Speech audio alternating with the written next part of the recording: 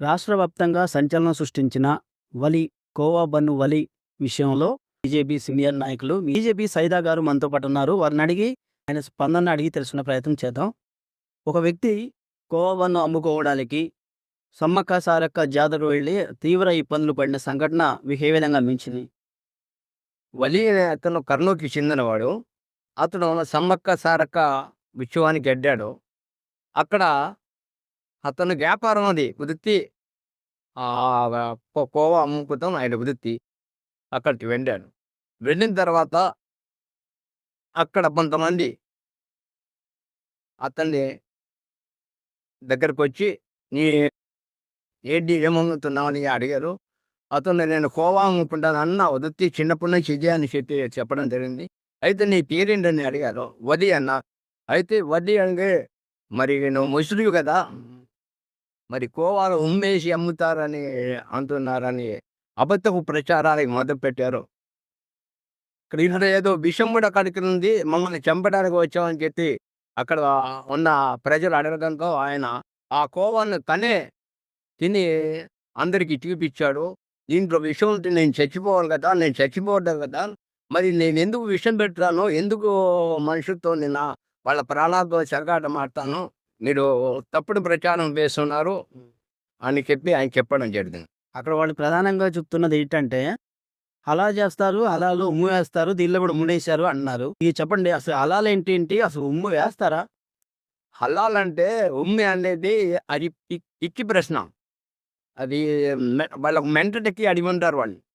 హలాల్ అంటే దేవుని సూక్తులు చెప్పి కత్తితో హలాల్ చేస్తారు తప్ప, దాంట్లో ఉన్నయేయడం ఇవన్నీ పిచ్చి చేస్తారు. ఇవి హిందూ మతోన్మాదులు చేసే పని. హిందువుల్లో కొంతమంది హిందూ మతోన్మాదులు ఇలాంటి అలజడి సృష్టించి లేనిపోని ఇబ్బంది పెట్టడానికి ప్రయత్నిస్తారు తప్ప, హలాల్ ఉన్నయేటువంటి అసలు లేపోతే దీంట్లో ఇక్కడ కోవాల ఉన్నయేటువంటి ఎవరన్నా మానవత్వం ఉన్నవాడు అలా చేస్తాడా? ఇది మానవత్వానికి సంబంధించిన విషయం. మతం కాదు ఇక్కడ ముఖ్యం. మానవత్వం ముఖ్యం. కేవలం వాళ్ళు స్వప్రయోజనం కోసమే అలా ఫేమస్ అవ్వడం కోసమే ఇదంతా చేశారా? వాడు కావాలనే ఆయన ఒక ముస్లిం కాబట్టి ఆయన్ని అల్లరి పాలు చేయడానికి చేసిన ప్రయోగమే తప్ప వాస్తవంగా వలి అనే అతను వాడు చాలా సిన్సియరు. అమ్ముకుంటూ జీవిస్తున్నాడు. అతను అసలు ముస్లిమ్స్‌లో ఎవరు కూడా అలాంటి వాళ్ళు ఉండరు. ఎలా ఉన్నేయటం, అలా చేసేయటం, ఉన్నేయటం లేకపోతే పోవాల ఉమ్మేయటం ఇయన్నీ పిచ్చి పనులు. ఇదేంటంటే వాళ్ళ పిచ్చి పట్టి పిచ్చి మాట చెప్తున్నారు తప్ప, ఇది వాస్తవం కాదనేది నేను ఖండిస్తున్నా. అయితే ఇక్కడ వాళ్ళు ఏం చెప్తున్నారంటే, ఒక మ్యానుఫ్యాక్చరింగ్ డేట్ లేదు, ఒక ఎక్స్‌పైరీ డేట్ లేదు.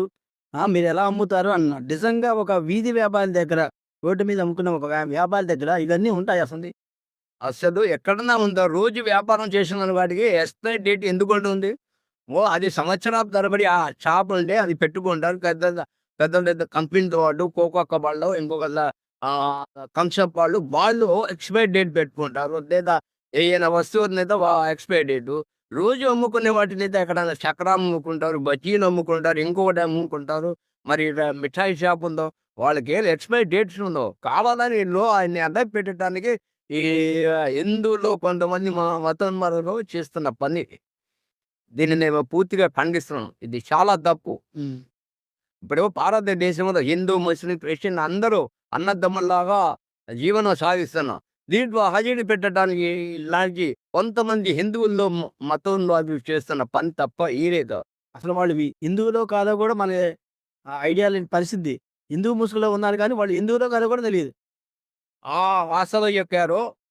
ఇప్పుడు హిందూ, ముస్లిం, క్రిస్టియన్ దీంట్లో సారాంశం ఏంటి? దేవుణ్ణి ప్రేమించు. చేతనైతే పక్కవాడికి సహాయం చెయి. ఏసే యేసుకి ఏ ఖురాన్ చెప్పినా, ఏ మతం చెప్పినా, ఆ! శ భగవద్గీత చెప్పినా ఏమంటారు? అయ్యా! ఎదుటి వాడిని ప్రేమించు. నీ నీ ధర్మాన్ని నువ్వు పాటించు. ఎదుని ధర్మాన్ని కూడా నువ్వు ప్రేమించు. నీకు చేతనైతే సహాయం చేయమని చెప్తారు. ఎవరైనా. ఏది ఏ భగవద్గీతనైనా, ఖురాన్ అయినా తర్వాత ఈ బైబిలైనా. మరి వీళ్ళు లేనిపోని సృష్టించి, అబద్ధాలు చెప్పి ఆయన్ని అబాస్పాలు చేయడానికి తప్ప కాదు. వీళ్ళు మా సమ్మక్క సారక్క జాతర అనేది హిందూ మతానికి సంబంధించింది. వేరే మతం వాళ్ళు వచ్చి ఇక్కడ ఎలా వ్యాపారం చేస్తారు అనేది ఇక్కడ వీళ్ళు అడుగుతున్నారు. ఇక్కడ హిందువులు నిజంగా అలా అడుగుతారా? లేదా హిందూ ముసుగులో ఉన్నవాళ్ళు మాత్రం అలా అడుగుతారా? ఇప్పుడు జాన్పాడు సైదులు ఉన్నాడు కథమడం. అసలు ముస్లిమ్స్ తక్కువ, హిందువులు ఎక్కువ వచ్చి అక్కడ దేవుని దగ్గర ప్రార్థన చేసుకుంటారు. దీనికి ఏంటి సమాధానం? నేను కూడా ఒక ముస్లిము సమ్మక్క సాతర జాతరానికి వచ్చాడు. ఎందుకు వచ్చాడు అంటారే, మరి మీరందరూ హిందువులంతా ఇక్కడికి వస్తున్నారు, వాళ్ళని అడగరా మీరు ఎందుకు వస్తున్నారు ఆయన? అది వాళ్ళ నమ్మకం, విశ్వాసం, ఆ దేవుడి మీద విశ్వాసం. ఆయన రాముడు కావచ్చు, యేసు ప్రభు కావచ్చు, అల్లా కావచ్చు, ఎవరెవరి విశ్వాసాలు నువ్వు ఆయన దేవుని ముస్లిమ్స్ ఉన్నారు, చాలా మంది హిందూ గుళ్ళకి వెళుతున్నారు, హిందూ గుళ్ళలో పూజలు చేస్తున్నారు. నేను అడుగు పెట్టకపోతే ఆయన విశ్వాసం, ఆయన విశ్వాసాన్ని బట్టి ఆయన పెడుతున్నాడు. ఆయనకు ఏదో మంచి జరిగింది, ఆయన అనుకున్నాడు ఈ గుడికి వస్తే నాకు మంచి జరుగుతుంది, జరిగింది, వెళ్ళాడు. దీంతో తప్పేముంది? మరి ఎక్కడైనా వ్యాపారం చేసుకోవచ్చు. ఎక్కడైనా చేసుకోవచ్చు. ఈ భారతదేశంలో ఎక్కడైనా ఢిల్లీలో చేసుకోవచ్చు, బాంబేలో చేసుకోవచ్చు, కలకత్తాలో చేసుకోవచ్చు, హైదరాబాద్లో చేసుకోవచ్చు. దీనికి ఎవరు ఆపటానికి ఏంటి?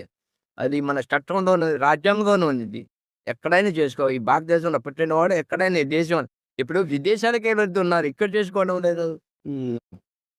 ఆ రోజు అతను కోవా బన్ను ఇద్దట్లో ఏదో కలిపారు, మీరు తింటారా అంటే అతను తిని చూపించాడు. కేవలం వీధి వ్యాపారాన్ని టార్గెట్ చేసి మతాన్ని రెచ్చగొట్టే కార్యక్రమాలు కొంతమంది చేస్తున్నారని అనుకోవచ్చా ఈ కార్యక్రమంతో?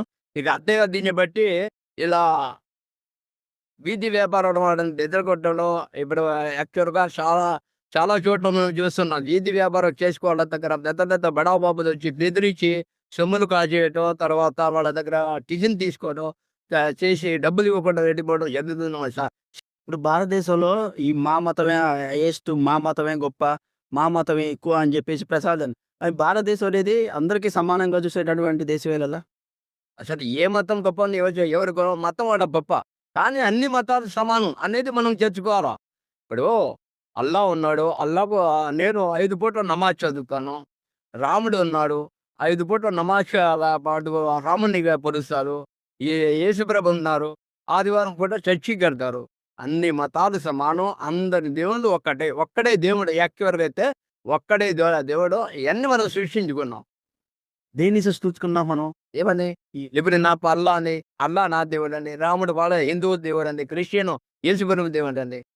కానీ మరి నన్ను పోసినా రక్తం వస్తుంది, క్రిస్టియన్ పోసినా రక్తం వస్తుంది, హిందువుని పోసినా రక్తం వస్తుంది. మరి అందరూ ఒకటే అయినప్పుడు ఇది ఏంటంటే వాళ్ళ విశ్వాసం అంతవరకే కాదు, దేవుడు ఒక్కడే. ఆయన అల్లా కావచ్చు, క్రిస్టియన్ యేసుప్రభు కావచ్చు, రాముడు పోవచ్చు, దేవుడు ఒక్కడే అనేది నా నమ్మకం, నా విశ్వాసం. ఓకే. ఇప్పుడు గోవా వలి అనే అతనికి మీరేం చెప్తారు? వలికి నేను సపోర్ట్ చేస్తున్నా. భవిష్యత్తుకు జరగకూడదు, ఆయనకి జరిగింది, ఆయన్ని మనం అందరం సమర్థించాలి. అందరూ ఆయన ఏం తప్పు చేయలేదు. ఆయన తన జీవితాన్ని గడుపుకోవడాన్ని, తన ఫ్యామిలీని నడుపుకోవడాన్ని చేస్తున్న పనే తప్ప ఆయన దగ్గర చిన్న పొరపాటు కూడా జరగబా. మరి ఆయన్ని వాళ్ళంతా హేటం చేశారంటే అది వాళ్ళ కర్మ కొద్ది పెడుతున్నాం. ఈ వలి సంఘటనతో మరోసారి ఇది భారతదేశంలో, ఈ భారతదేశంలో అందరూ సమానంగా బతకవచ్చు, సమానంగా వ్యాపారాలు చేసుకోవచ్చు అనే సందేశాన్ని ఇక్కడికి మొగ్గు చేశారు. అక్కడ ఉన్న హిందువులే ఎవరైతే ఆగబట్టి ఇచ్చాక వాళ్ళని ఖండించారు. మీరు చేసింది చాలా తప్పు. అతను మన ఇండియన్, అతను వలి కావచ్చు, యేసుప్రభు ఇంకొకటి కావచ్చు, ఆయన ఇండియన్, ఆయన వ్యాపారం చేసుకున్నాడు. ఆయన చేసే వ్యాపారం కూడా ఎక్కడ అవకతప్పు అంటారు, విషయం తెలియదు. ఆయన తీసి తిని చూపించాడు. దీన్ని బట్టి మీరు అర్థం చేసుకొని మీరు సిగ్గుపడాలని చెప్పి అక్కడి హిందువులే చాలా మంది ఆయనకి సపోర్ట్ చేశారు. హిందువులు అన్నారు కాబట్టి ఈ విషయంలో, గోవా బన్ను వలి విషయంలో ముస్లింల కంటే హిందువులే ఎక్కువగా రియాక్ట్ అవుతున్నారు. వారు ఎక్కువ స్పందించారు. మా ముస్లిమ్స్లో కొద్దిగా అన్ఎడ్యుకేషన్, వీళ్ళకంటే హిందువులే ఎక్కువ స్పందించారు. మనం చేసింది తప్పు, మన హిందువులు మనకు చెడ్డ పేరు వస్తుంది, ఇలా చేయకూడదు అని చెప్పి హిందువులు ఖండించారు. వది చేసిన పని మంచి అని చెప్పి వాళ్ళే సర్టిఫికేట్ ఇచ్చారు. పెద్ద పెద్ద రాజకీయ నాయకులు కూడా మీరు చెప్పినట్టు ఇప్పుడు అక్కడ మన చిరంజీవి గారి బ్రదరు ఎన్ఎల్సి గారు, నాబాబు గారు, ఆయన స్వయంగా ఇంటికి పిలిపించి ఆయన కొంత ఆయన కోవా మొత్తం డ్యామేజ్ చేశారు కదా! దానికి కొంత పరిహారం ఇచ్చారు. మరి మరి మన మనసున్న మహానుభావుడు ఆయన. మనసున్న మహానుభావుడు. ఇక్కడ లోక సంబంధం లేదు. ఇక్కడ హ్మ్. మతం కాదు మానవత్వం అని చూపించారు ఆయన. ఆయనకి నేను నా ఆన్సర్. అలా ఆ లోకేష్ గారు మా మహానుభావుడు. ఆయన గూడా ఇది చాలా ఇలా చేయడం చాలా మాకుగా సిగ్గుగా ఉంది.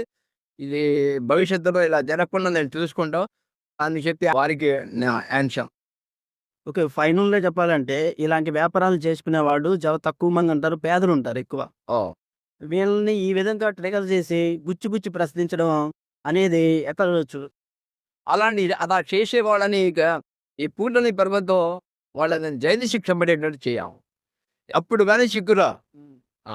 ఇప్పుడు వాళ్ళేదో పొట్ట పూటి కోసం వాళ్ళు చిన్న చిన్న వ్యాపారాలు చేసుకోవచ్చు. నువ్వు అదే పోయి స్టాక్ హోల్డర్‌ను ఇది ఎక్స్‌పైరీ డేటా ఇది అంటే బయటికి లెక్క. స్టాక్ అడగలేరు. అక్కడ అడగరు. ఇక్కడ చిన్నోడికేదో ప్రతాపం చూపిస్తున్నాడు ఈ ఎతవరు. ఎదవటగా నేను మంచివాళ్ళైతే రంగు చేస్తారు. నీ కుటుంబంలో నీ ఎక్కువ వచ్చిందో ఆ వ్యాపారం చేస్తుంటే నువ్వు అడుగుతావా? అడగకూడదా? మరి ఎందుకు నీకు ఎదవ బాగుందో, ఎదవ పోతుందో ఇలాంటి వాళ్ళని పూటని కొరవతో గట్టిగా శిక్షించాలి కోరుకుంటున్నాను.